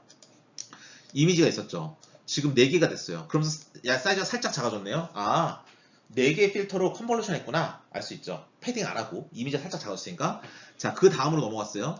아, 개수는 그대로인데 사이즈가 반반씩 줄었네. 너 풀링 했구나. 알 수 있어요. 즉 컨버전 한 번, 풀링 한 번이죠. 자, 또 이렇게 왔네요. 얘는 4개에서 8개로 됐어요. 그럴 때는 우리가 관용적으로 필터 8개 썼다고 얘기합니다. 뭐 4개에서 8개 썼으니까 2배 아닙니까? 하지만 우리 관용적으로 8개 쓴다. 이렇게 말을 해줘요. 말할 때는. 자, 필터 8개 썼습니다. 이미지가 살짝 작았어요. 그러면 아, 너 컨버루션 했구나. 필터 8개구나. 알 수 있어요. 그 다음 라인 어떻습니까? 8개랑 개수는 똑같지만 사이즈만 4, 4로 작아졌죠. 그럼 뭐죠? 아, 너는 풀링 해줬구나. 라고 알 수 있어요. 즉 우리는 컨볼루션 한번, 풀링 한번, 컨볼루션 한번, 풀링 한번 이렇게 했어요. 근데 컨볼루션 하면 저 액티베이션 맵은 우리가 W 곱하기 X를 한 것들 점들을 모아놓은 거기 때문에 필터라는 변수를 여기에 싹 다 섞어준 거예요. 얘도 필터라는 변수를 싹 섞어준 거예요. 그쵸? 걔네들을 가지고 얘네들을 한 줄로 쫙 세워준 거죠, 이게. 그래서 하나의 이미지 사이즈가 4바에 사니까 4바에 사니까 16만큼 되고 그 8개가 있으니까 16을 8개 붙여서 128개의 사이즈만큼 쫙 늘어 세운 거예요. 그럼 얘는 하나하나의 컴포넌트들이 뭐죠? 변수예요. 이게 중요한 겁니다. 뭐냐면 이 풀리 커넥트 레이어 뒤에서는 이게 소프트맥스던 아니면 멀티레어 프로젝트론이던 이 뒤에 옵티마이제이션이 돌면서 우리가 X가 오면 W 값이랑 곱해서 더하기 B하고 여기에 액티베이션 함수를 씌운 뭔가가 있을 텐데 우린 지금까지 W와 B만 변수인 줄 알고 W만 B만 막 괴롭히면서 TF 베리어블을 막 업데이트 시켰어요. 그러면 WB만 조정을 해서 우리가 딱 값을 얻는 건데 지금은 뭐죠? 우리가 인풋 받는 인풋을 바꾸는 얘조차도 뭐다? W랑 필터라는 이름의 변수가 섞인 변수들이에요. 저 X 안에 W1 첫 번째 컨볼루션 레이어에 필터 값들이 들어가 있고 또 한 번 더 섞어줬어. 두 번째 컨볼루션 레이어에 변수 값도 또 섞어줬어요. 그러니까 우린 저 녹색 밑줄 칩업과 노란색 동그라미 친구 안에 다 변수가 있는 거예요. 그러니까 그 변수들을 우리가 좀 더 옵티마이제이션을 해줄 수 있는 범위가 인풋까지 들어간 거죠. 이거랑 똑같습니다. 여러분 강의실에 앉아있으면 남학생, 여학생이 막 섞여 앉아있겠죠? 그러면 이미 딱 앉혀놓은 다음에 W 값과 B 값을 막 조절하면서 책받침 각도를 조절하면서 분류를 한다. 그러면 분류 잘할 수 있겠죠. 그러니까 당뇨병 환자 데이터처럼 한 70몇 프로 정도 성능이 정도가 나올 것 같아요. 그런데 저 X 값을 한번 조절해 줄 수 있다면 우리가 이미 여학생과 남학생이 자리에 딱 앉은 다음에 분류를 시작하는 게 아니라 사람들 들어올 때 자 여학생은 오른쪽에 앉으시고 남학생은 왼쪽에 앉으세요 라고 한번 이렇게 필터로 걸러서 트랜스포메이션 시켜주고 그 다음에 노란색의 WB 값으로 싹 가운데를 나눠주면 100%로 나뉘는 거죠. 즉 저 X 안에 들어있는 W1이랑 W2라는 필터 값은 뭐냐면 얘네들을 한번 우리가 인풋을 그대로 받아들이는 게 아니라 한번 우리 마음대로 조정해 줄 수 있는 거예요. 옵티마이제이션의 크라이테리아가 분류였기 때문에 분류가 되기 쉬운 방향으로 우리 필터 값들은 학습이 돼 있을 거예요. 그러니까 우리가 데이터를 지금까지 쭉 봤더니 아, 이 데이터는 남학생과 여학생이 데이터를 받는구나를 다 알았어요. 근데 우리가 원하는 건 남학생과 여학생의 분류라는 걸 알았어요. 그러면 우리가 X 안에 있는 필터 값들은 남학생과 여학생이 들어왔을 때 걔네들 너니어 트랜스포메이션을 시켜서 남학생은 왼쪽으로 여학생은 오른쪽으로 보낸 다음에 그 다음에 W값 B값을 노란색으로 쫙 구해주면 100% 확률이 나온다는 겁니다. 즉 얘는 인풋을 조정할 수 있는 거예요. 그러니까 파워풀한 겁니다. 아시겠죠? 그리고 이게 끝이 아닙니다. 지금 2D에서 했죠. 지금 3D로도 할 수 있어요. 이 공간을 학습한다 그러면 여기 박스가 날아다닙니다. 그럼 박스가 지금 보시는 것처럼 주황색처럼 이게 3바에 3바에 3이면 W1 곱하기 X1 더하기 기타 등등해서 W27 곱하기 X27까지 해서 우리 하나의 점 이건 피처 맵이 아니라 이제 피처 스페이스겠네. 이 하나의 점을 구해요. 박스가 날아다니기 시작하면 이 전체에 피처 스페이스가 나오겠죠. 근데 이게 필터를 하나가 쓰는 게 아니라 여러 개를 쓰기 시작하면 이 피처 스페이스가 여러 개 나오고 이게 컨볼루션에서 해당하는 액티베이션 맵이 여러 개 나오는 거랑 똑같습니다. 즉 얘네들은 나중에 결국에는 컨볼루션을 여러 번 수행한 다음에 쭉 한 줄로 늘려서 우리가 집어넣어 줄 거니까 인공신경망 자체가 멀티레이어 퍼셉트론이 1차원밖에 입력을 못 받는다 하더라도 우리는 저렇게 3차원과 2차원의 특징을 뽑아내는 저 필터를 사용할 수 있다는 거예요. 필터 값이 학습하는 단계에선 변수입니다. 근데 학습이 다 끝나고 나면 우리가 원하는 목적에 맞게 값이 다 세팅이 될 거예요. 그러면 인퍼런스 혹은 테스팅 단계에서 새로운 2차원 혹은 3차원이 들어왔을 때 걔를 우리의 목적에 맞게 딱 넌리니어 트랜스포메이션 해서 우리가 벡터를 변형시켜준 다음에 학습이 제일 잘 되는 방향으로 변형이 되면 그걸 가지고 인공신경망에 집어넣는다는 겁니다. 그러니까 성능이 좋을 수밖에 없다가 이 시스템이 가지는 특징이 되겠습니다. 자, 실질적인 구현을 볼 건데요. 우리는 구현을 어떻게 하냐면 저 인풋이 들어오면 이제 컨볼루션 한번, 풀링 한번, 컨볼루션 한번 풀링 한 다음에 그다음 한 줄로 들여서 fully connected layer에 즉 소프트맥스에 집어넣는 겁니다. 이거는 엠리스트 이미지를 이제 분류하는 우리 지난번에 짰던 멀티레이어 퍼스트론과 동일한 개념인데 다만 성능이 엄청 높아지게 될 거예요. 그래서 우리의 타겟은 99%가 되겠습니다. 거기에 대한 코드를 지금부터 설명드리도록 하겠습니다. 이제 전체 코드를 보기 전에 각자 개별적인 우리의 그걸 보겠습니다. 컴포넌트별로 나눠서 따로따로 한번 해석을 해보겠습니다. 제일 앞에는 이미지를 하나 받아온 다음에 컨볼루션 한번, 풀링 한번 하는 거예요. 저 A라고 보는 빨간색 박스가 되겠는데 거기에서 그러면 컨볼루션을 하려면 처음에 컨볼루션에 해당하는 필터를 정해줘야 되겠죠. 필터는 학습해야 될 변수라고 했으니까 보신 바와 같이 tf.variable로 정의합니다. 그 다음 랜덤 노멀로 처음에 노멀 디스플레이는 하지만 엠리스트가 0에서 1 사이의 값인 걸 감안해서 우리는 스탠다드 데비에이션을 0.01로 잡게 잡아줍니다. 그 상태에서 필터 사이즈는 3x3이래요. 이건 지금 4개 사이즈가 있는데 3x3은 가로 3, 세로 3, 아니 세로 3, 가로 3을 말합니다. 파이썬은 항상 세로가 먼저 나오죠. 그 다음 나오는 1은 뭐냐면 하나의 이미지에 대한 우리가 필터 연산입니다. 즉 이게 하나의 이미지를 받아들이니까 그 이미지에 대한 필터 연산을 말하는 거고요. 32는 뭐냐면 이 컨볼루션에 쓰는 필터의 개수입니다. 나는 32개를 내보내겠다가 되겠습니다. 그러면 저 W 보면 뭘 할 수 있다? 아, 나는 3x3 필터를 쓰는구나. 필터의 개수는 32개구나 알 수 있고 나는 하나의 이미지에 대해서 이런 연산을 하는구나 라는 것도 알 수 있습니다. 그런 다음에 실제로 tf.nn.convolution2d라는 함수를 쓰면 x 언더바 이미지라는 걸 받고 이미지를 받은 다음에 이 필터 값을 써줍니다. 그럼 이 필터를 적용하게 되겠고요. 스트라이드는 맨 앞에 있는 1과 맨 뒤에 있는 1은 의미가 없고 가운데 있는 두 개 1만 봅니다. 1컴마일 돼 있죠? 세로로 하나씩 꼼꼼히 다 볼 것이고 가로로 하나씩 꼼꼼히 다 본다는 소리입니다. 패딩은 same이라고 써주면 패딩을 해준다는 소리예요. 그러니까 이거는 해준다는 소리고 만약에 v, a, i, l, d라고 해서 밸리드라고 써주면 얘는 패딩을 안 해준다는 소리입니다. 지금 패딩을 해줬어요. 패딩 해줬으니까 사이즈는 줄어들지 않겠죠.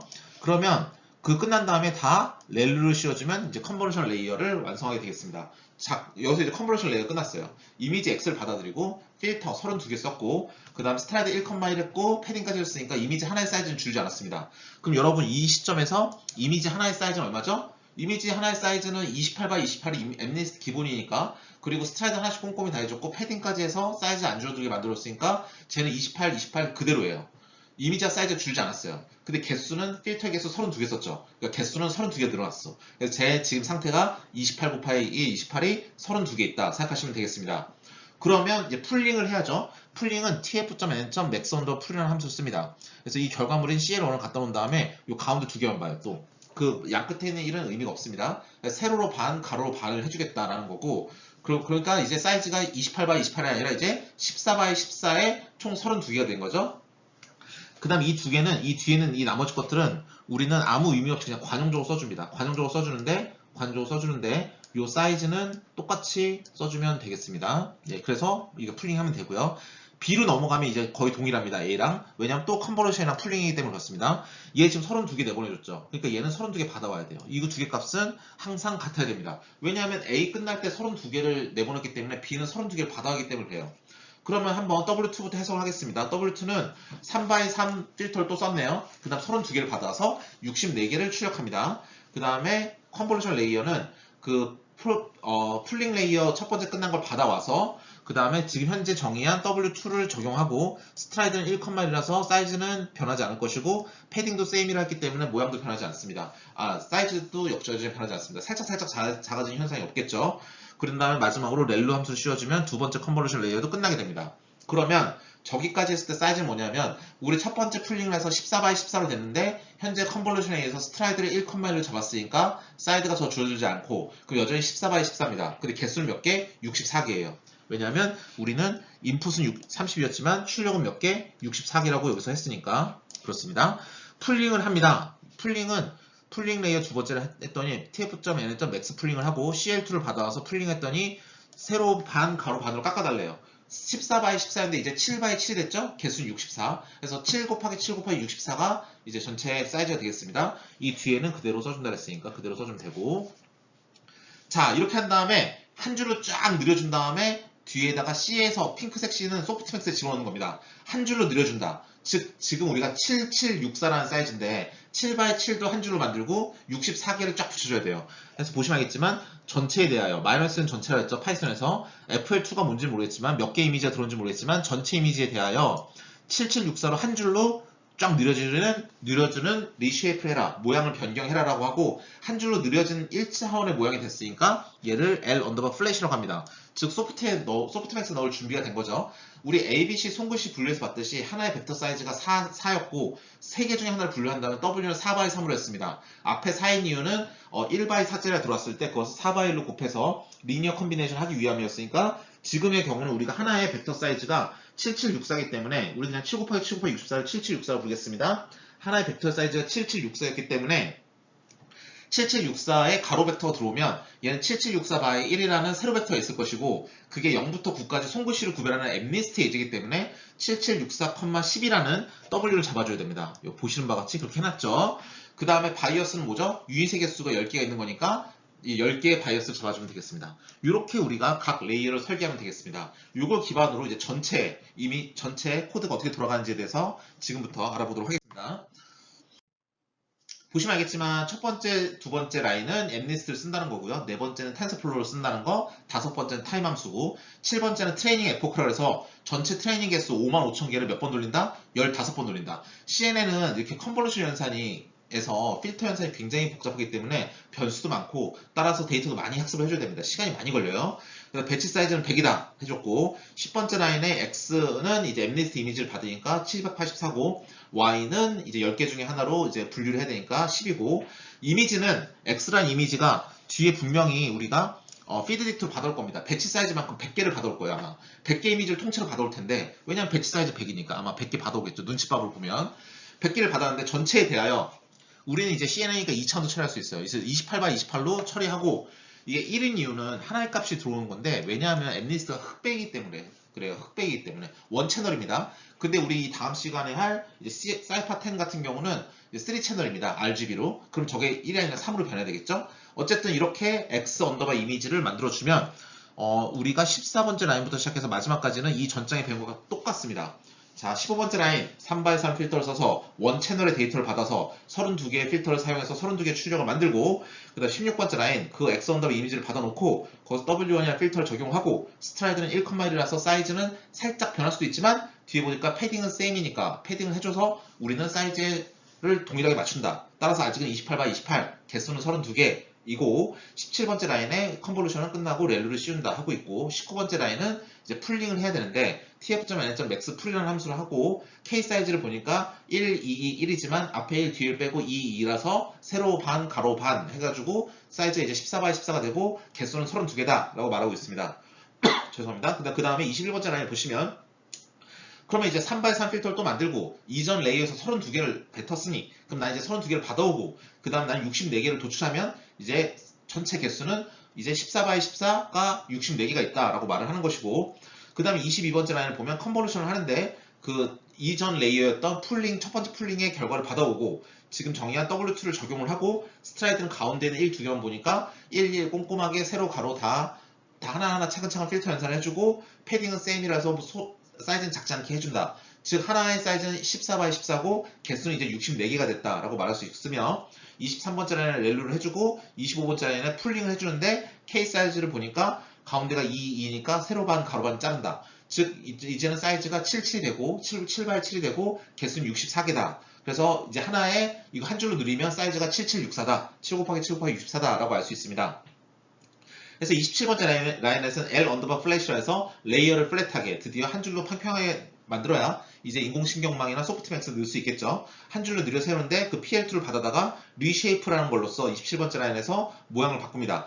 마이너스 1 전체 100개에 대해서 7764만큼 한 줄로 세워준 다음에 우리가 소프트맥스를 넣으려면 W라는 행렬은 세로는 벡터의 사이즈, 가로는 분류의 개수니까 7764가 앞에 있고 10이 뒤에 있습니다. W3에서 28번째 라인에서 29번째 라인은 이제 나가는 출력 개수가 10개니까 각각에 대해서 바이어스를 걸어줘야 되니 10이 되겠습니다. 그러면 저렇게 만들었고 따라서 우리가 소프트맥스니까 10개 중에 하나 분류하는 L 언더바 플랫을 우리가 이거 32번째 라인부터 35번째 라인 그냥 소프트맥스 만드는 거 똑같죠? 요게 x라 친다면 x에다가 w 곱하고 바이어스 더해서 리니어 컨비네이션까지만 만들어주고 걔를 33번째 라인에서 tf.nn.softmax에 넣어서 최종 모델 만들어주고 34번째 라인은 모델 언더바 lc를 그 코스트 함수에 로짓에 넣어주고 레이블도 넣어주고 코스트 텀을 만들어주고 그거를 리듀스 민을 써서 평균을 내준 게 34번째 라인의 최종 코스트 함수가 될 것이고 걔를 35번째 라인에서 아담 옵티마이저를 사용해서 우리는 코스트를 미니마이즈 한다. 당연한 거죠. 38번째 라인 액큐레시 함수 저렇게 만드는 건 우리 이전에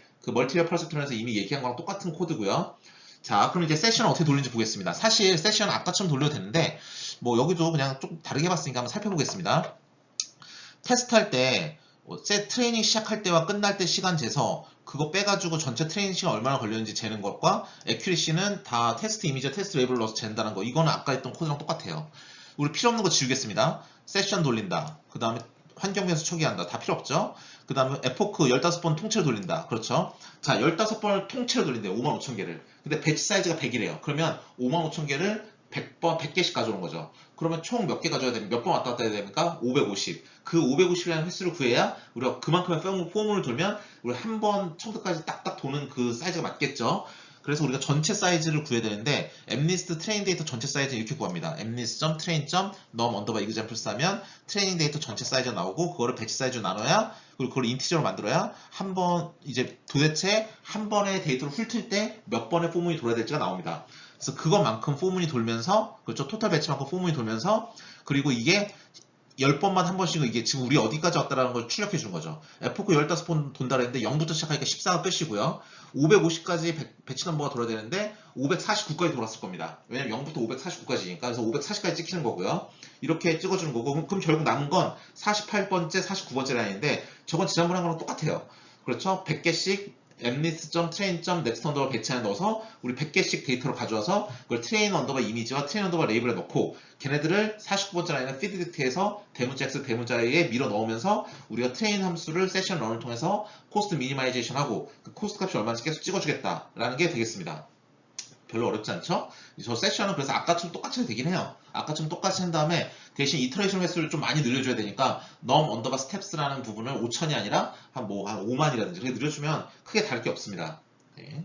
그러면 여기 액큐리시를 봤더니 얼마? 98.58, 0.9858, 즉 90 반올림하면 99%의 인식률을 가지는 이제 뉴럴넷을 만들었다라고 말씀드릴 수 있겠습니다. 이게 바로 우리가 알고 있는 CNN이 되겠어요. 그러면 이제 마지막으로 우리가 컨볼루션 레이어 이제 텐서플로우에서 이제 레이어라는 게 있다 그랬죠. 그래서 컨볼루션 2D나 이제 풀링 같은 경우도 이제 레이어라는 걸 쓸 수 있습니다. 그럼 좀 더 간단하게 구현할 수 있어요. 근데 여러분 위에 것도 알아두셔야 되는 게 많은 텐서플로우 코드들이 다 위에처럼 구현이 되어 있으니까 위에 걸 해석할 수는 있어야 되지만 여러분이 만약에 컨볼루션 레이어를 직접 만드신다고 한다면 밑에처럼 만드셔도 됩니다. 이거 훨씬 쉬워요. tf.layer라고 한 다음에 컨볼루션 2D를 하겠다. 인풋은 x, 필터 개수 32개, 커널 사이즈 3x3, 패딩을 해주고 스트라이드는 1이고 액티베이션은 렐루다. 이렇게만 써주면 되는 거니까 컨볼루션 만들었습니다. 풀링은 CL을 받아온 다음에 풀 사이즈는 2x2다. 그럼 여기 세팅에 맞게 이 뒤에는 그냥 쭉 그냥 써주는 겁니다. 2니까 그냥 2 맞춰서 써주는 거고요. 얘도 마찬가지. 별 의미는 없습니다. 원래 풀링에는 이런 개념이 없는 거니까. 그 다음에 컨볼루션 레이어 두 번째는 이제 PL1 결과를 받아와서 그 다음 64개 필터를 쓰고 3x3 필터를 쓰고 패딩을 해주고 스트라이드는 1이고 액티베이션을 렐루다. 그 다음 풀링은 CL2를 받아와서 세로반 가로반을 깎아주겠다는 거고 나머지 있는 그대로 만들어주면 되는 거죠. 그러니까 밑에처럼 해도 됩니다. 이게 점점 이제 텐서플로우가 캐러스를 닮아가는 과정이에요. 아시겠죠? 요거까지만 기억해 두시면 될 것 같습니다. 그럼 다음 장에서는 우리가 CNN을 컬러 이미지를 다루는 법에 대해서 간단히 알아보고 우리가 지금까지 이제 텐서플로우만 했는데 캐러스 쓰는 법에 대해서 한번 알아보도록 하겠습니다. 감사합니다.